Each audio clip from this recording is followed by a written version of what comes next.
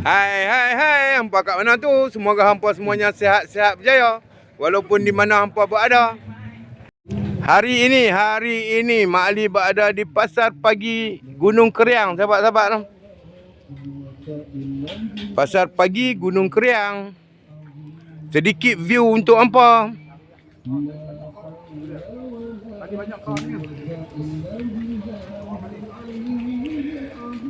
Apa-apa pun bila hampa melihat video ini, hampa jangan lupa manfaatkan butang-butang di sebelah kanan anda.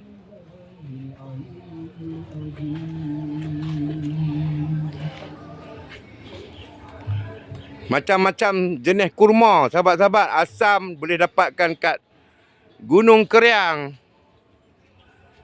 Minyak raja kayu, sahabat-sahabat, siapa-siapa yang bermasalah dengan urat boleh dapatkan minyak raja kayu kat Bayo Mak Ali.